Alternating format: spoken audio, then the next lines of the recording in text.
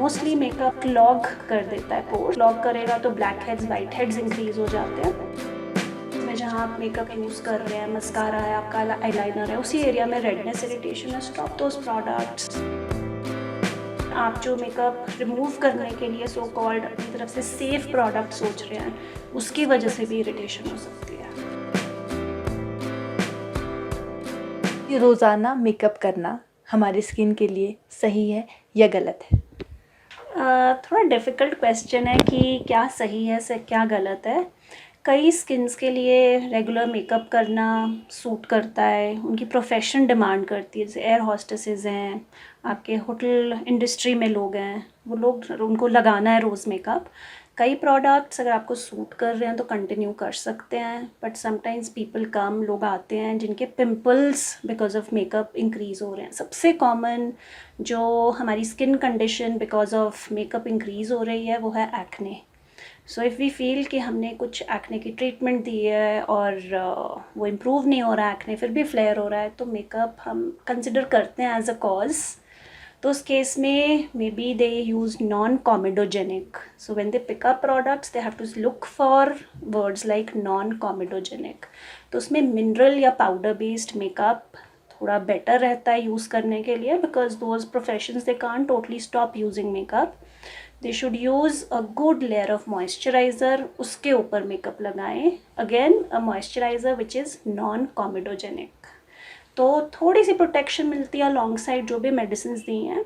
But mostly makeup otherwise clog कर देता है पोर्स। सो कॉल्ड क्लॉग करेगा तो black heads white heads increase हो जाते हैं। That kind of acne if you feel कि इंक्रीज हो रहा है तो makeup could be a culprit. उसके अलावा एलर्जिक कॉन्टैक्ट डर्मेटाइटिस हम बोलते हैं। कई बार मेकअप प्रोडक्ट्स में जो कलर्स होते हैं, प्रिजर्वेटिव्स होते हैं, उनकी वजह से थोड़ा सा रैशेज़ या एलर्जीज़, रेडनेस फेस पे, वो चीज़ें अगर हो रही हैं, स्पेशली इस part of the face, centre face में, लिटिल लेस हियर, जहाँ मेकअप लगता है उस एरिया में, तो हम एलर्जिक कॉन्टैक्ट डर्मेटाइटिस के बारे में सोचते हैं। उसको कंफर्म करने के लिए पैच टेस्टिंग होती है, ठीक है, कि इंग्रेडिएंट्स, उन इंग्रेडिएंट्स इंडिविजुअल इंग्रेडिएंट्स से, बट कई बार डिफ़िकल्ट होता है स्पेसिफिक इंग्रेडिएंट ढूंढना। और पेशेंट्स के लिए भी प्रोडक्ट्स में स्पेसिफिकली जाके वो पूरी लिस्ट में आइडेंटिफाई करें कि क्या कॉज है इज़ डिफ़िकल्ट। बट अगर ब्रॉडली मैं बोलूँ तो may be products which have a lot of fragrance, some colors, glitter, sparkle, shiny makeup, that has more chances of causing allergies. And जहाँ pigment है, जैसे mascara, eyeliners, so we have a lot of patients coming in with eyelid dermatitis, आँखों पे rashes, so वो eye shadows की वजह से and mascara में जो pigment है उसकी वजह से। कई बार इन products के basis में ना shellac use होता है, which is और pine resin जो होता है, ठीक है, वार्निशेस में हुआ, कई बार प्रोडक्ट्स के बेसिस में शेलक जो होता है, even that is a common cause of allergies. तो वो इंग्रेडिएंट्स बड़े सारे हैं, वो इंडिविजुअली लोगों को समझना थोड़ा डिफ़िकल्ट है। पर अगर आपको इन एरियाज़ में जहाँ आप मेकअप यूज़ कर रहे हैं, मस्कारा है, आपका आईलाइनर है, उसी एरिया में रेडनेस इरिटेशन है, स्टॉप दोज प्रोडक्ट्स। कई बार जस्ट मेकअप रिमूव करने वाले जो आपके स्पॉन्जेस हैं, if you are using them very harshly, even those can cause rashes.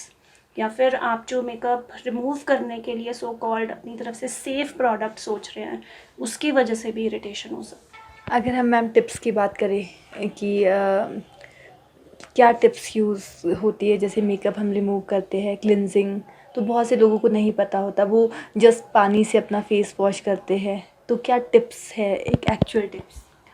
आपको डेफिनेटली मेकअप क्लेंस करना चाहिए। If you are cleaning makeup around the eyes, then use a gentle cleanser which is maybe sterile alcohol हम जो बोलते हैं उसका based, which is very gentle for eyes में irritation नहीं होगी।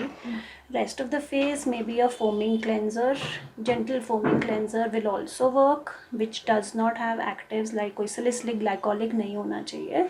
अदरवाइज़ वो चीज़ें आइज़ के आसपास ज़्यादा टेंडेंसी इरिटेट करने की, तो so a gentle cleanser, even micellar water है, even that sometimes helps to clean makeup very well. So there are brands in the market which have micellar water, तो वो भी यूज़ कर सकते हैं। जेंटल नॉन फोमिंग क्लेंजर्स वो भी काफ़ी ब्रांड्स के ईजिली अवेलेबल हैं, दे कैन बी यूज्ड। और मैम एक और सवाल है जो लोगों को शायद नहीं पता होता, क्योंकि मेकअप लोग यूज़ कर लेते हैं लेकिन वो अपने हाइजीन का ख्याल नहीं रखते, और साथ ही जो एक्सपायरी प्रोडक्ट्स होते हैं वो भी गलती से कभी कभी यूज़ किए जाते हैं, तो इसके क्या साइड इफ़ेक्ट्स होते हैं?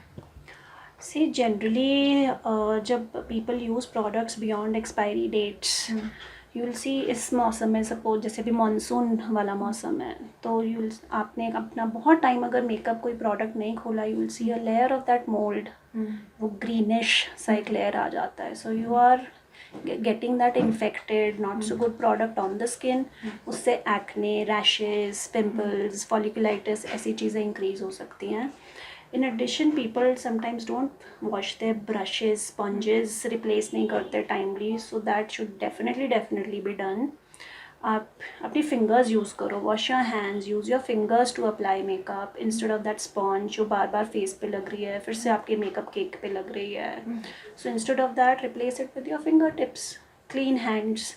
ब्रशेस यूज़ कर रहे हैं तो उनको भी जनरली ल्यूकवार्म वाटर में जेंटल सोप से और लिक्विड क्लेंजर से वो भी क्लीन करके हमेशा ड्राई करके रखने चाहिए, स्टोर करने चाहिए. And obviously makeup should be replaced every 6 months and eye makeup more frequently.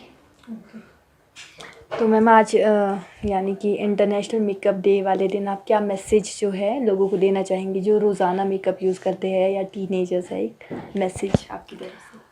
C makeup can't be band और उसको स्टॉप करने को नहीं है. Use it in a more knowledgeable way. Always wash your face after applying makeup before you go to sleep. Like I said, जिसमें tips दिए हैं, change your makeup products regularly, not very frequently also, regularly, and use good quality products.